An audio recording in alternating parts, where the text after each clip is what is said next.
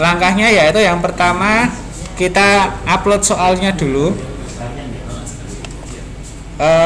masuk di gerigi atau settingan, kemudian lanjutkan. Untuk mempermudah dalam administrasi soal, kita buat saja bank soal ya Bapak Ibu. Misalkan di topik 1 ada soal, ada materi 1, soalnya ada 5, misalkan seperti itu. Jadi soal itu bisa digunakan seterusnya, mau diajak bagaimana tinggal dipilih-pilih saja. Jadi langkahnya kita buat kategori. Artinya berarti tiap bab, misalnya kita ngajar selesai bab 1, ya, bisa langsung buat soal gitu ya. Bab 1 disimpan di bank soal, nanti bab 2 buat soal lagi, sehingga nanti terakhir itu sudah ada kumpulan bank ya, tinggal masukkan soal-soalnya begitu Bapak Ibu. Kemudian setelah kita pilih yang kategori tadi, kita pilih yang di bawah sini soal, misalkan UTS ya Pak, UTS kategorinya.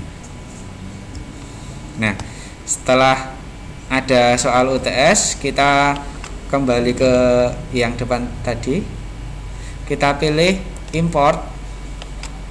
Saya buka tab baru saja karena nanti untuk kembali sini langkahnya agak banyak Pak, jadi kita new tab saja. Kemudian di sini ada beberapa tipe yang sering kita pakai adalah icon dan GIF format. GIF format dan icon. Untuk icon khusus untuk pilihan ganda. Untuk yang GIF format bisa betul salah, bisa mencocokkan, bisa isian singkat. Pokoknya hampir semua nanti masuknya di GIF format, hanya untuk icon saja yang pilihan ganda seperti tadi Pak. Kemudian di umum ini dipilih, kemudian kategorinya kita pilih yang UTS. Setelah itu kita pilihkan file yang mau diupload ataupun mau diimport.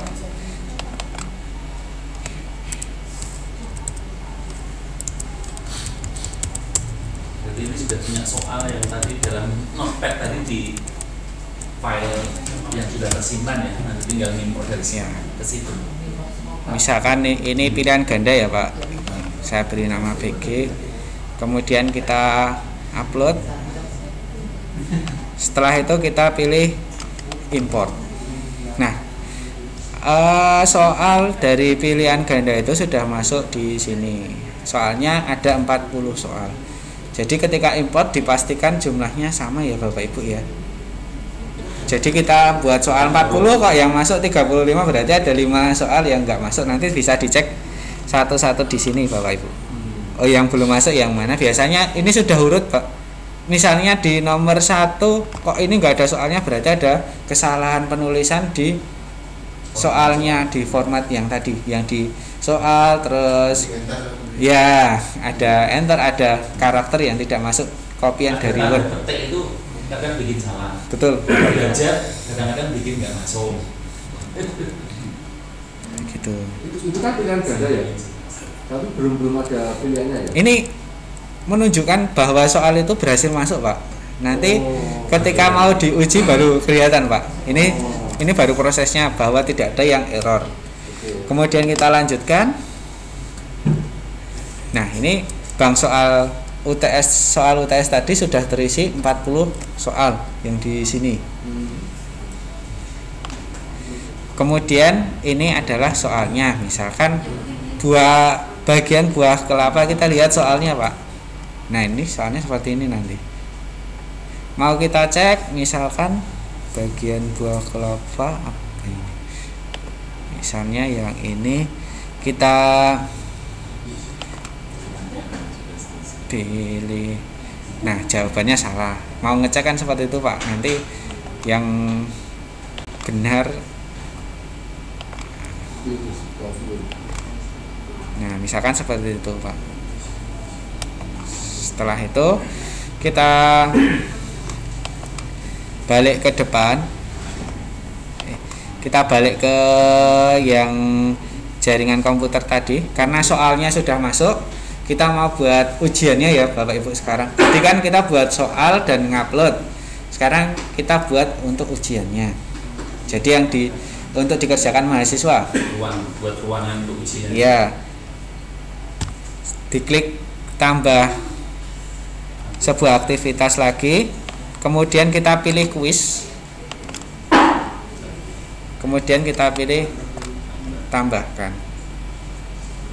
Nah, untuk nama silakan diberi nama UTS. Pengenalan jaringan komputer. Misalnya stick. Misalnya seperti ini, Pak.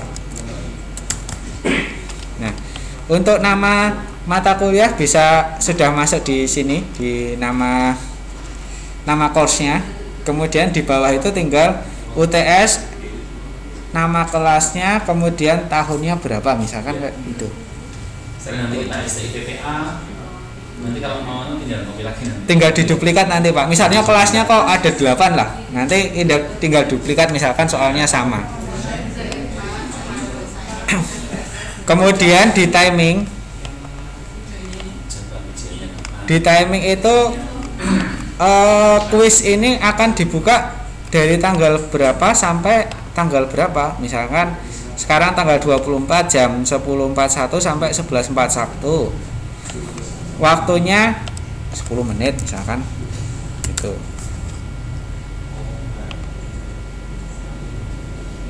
Waktu 10 menit ini waktu untuk mengerjakan soal. Tapi tersedianya 1 jam. 1 jam. 1 sampai 11. Tapi kalau nanti mahasiswa masuknya 10.35 lah ibaratnya. Berarti nanti tinggal 5 menit. Tinggal 5 menit karena sisanya ada di sini, Pak. Karena dia masuknya terlambat. Kita sudah menyediakan dari 10.41 sampai 11.41. Jadi nanti sisanya saja dia mengerjakan. Setelah nanti waktunya habis, maka hasilnya akan langsung tersubmit, Pak. Jadi langsung keluar nilainya tanpa harus submit.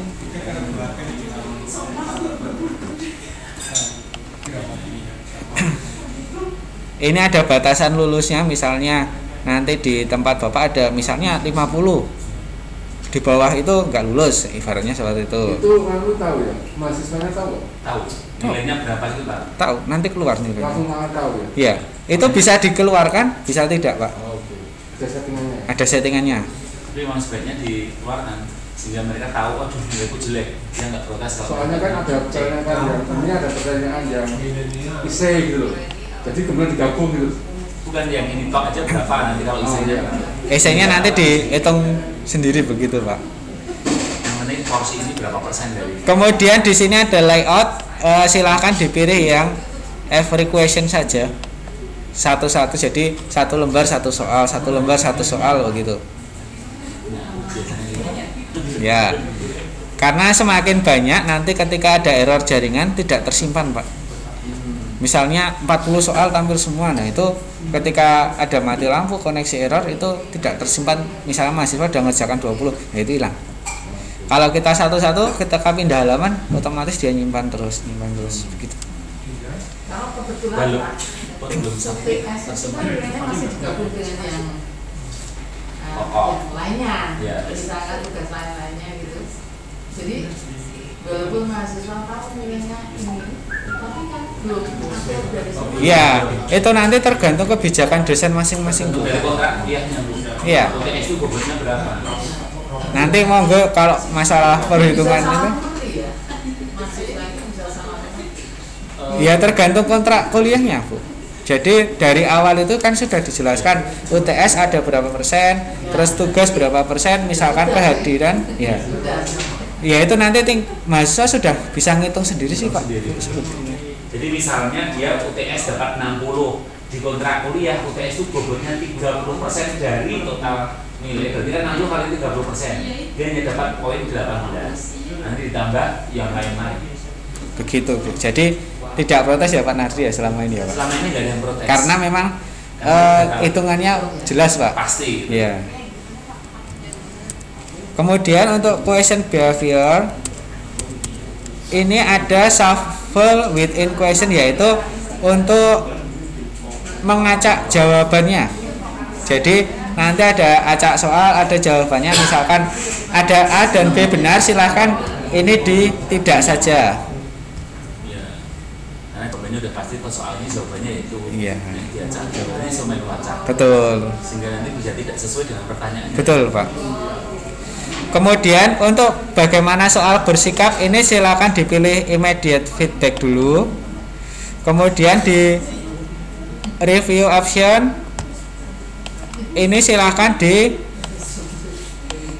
dihilangkan semua centangnya kecuali tanda. Kalau nilainya tidak ingin ditampilkan, ya centangnya dihilangi semua, tandanya juga hilang. Tapi kalau untuk menampilkan nilai itu silakan tandanya nanti dikeluarkan.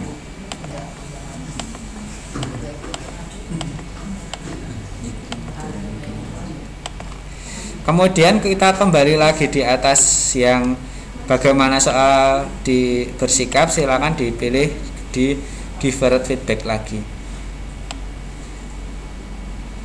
Nah, untuk yang di bawah sini ada extra restriction attempt, itu untuk password ketika mau mengerjakan soal. Jadi misalkan kelas A, B, C soalnya sama tapi passwordnya dibeda-beda nggak masalah. Tidak ada batasan jumlah karakternya berapa, satu pun bisa. Cuman itu harus di-share ke mahasiswa kan? Ya.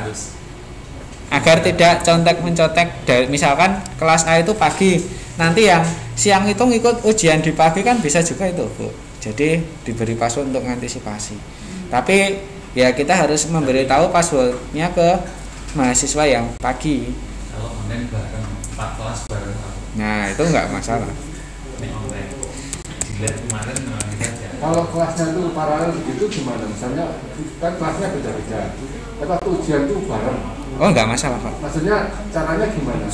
Soalnya di copy. Ini belum selesai, Pak. Setelah itu kita disimpan dan tampilkan. Nah, ini adalah tampilan ujiannya. Dilaksanakan tanggal 24 jam 10.41 sampai 11.41 sesuai dengan settingan tadi. Waktunya 10 menit. Gradingnya nilai tertinggi. Kemudian edit quiz, silakan nilai tertinggi diisi 100 atau 10 tergantung jumlah tergantung dosennya, Pak. Nanti monggo. Kemudian di sini ada kocok pertanyaan, silakan dicentang. Kemudian kita masukkan soal yang ada di bank soal. Kita pilih yang tampilkan semua 40 soalnya. Kemudian dicentang. Kemudian add selected to quiz. Nah, ini soalnya sudah jadi.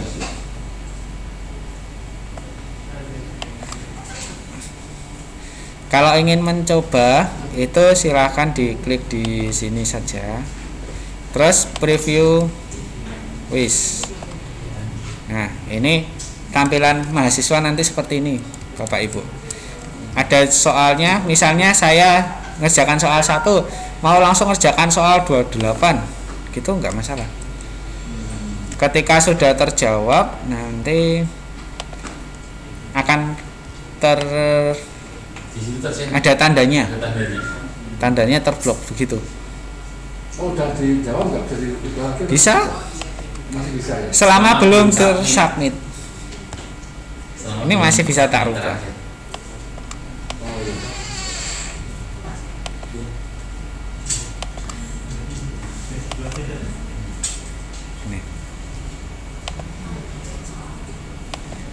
Ini saya loncat-loncat kok.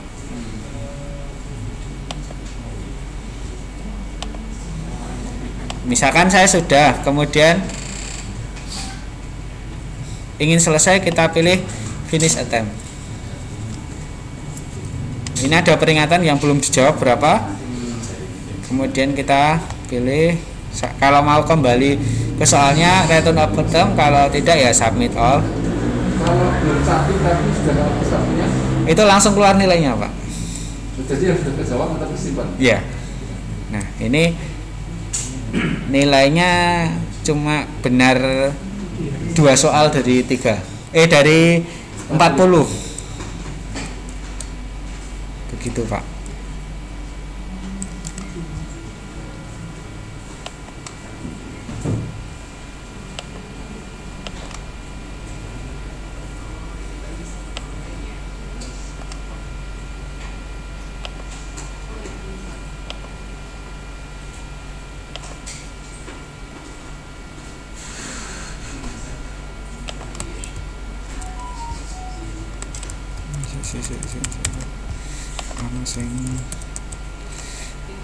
Oh iya, ada yang ketinggalan satu, Pak, untuk percobaan menjawab satu kali saja. Tadi ada yang kelewat di situ. Artinya mahasiswa itu kalau udah mengerjakan sekali udah submit dia udah nggak bisa ulang lagi di Google Classroom kan bisa 2 kali 3 kali. Oh enggak,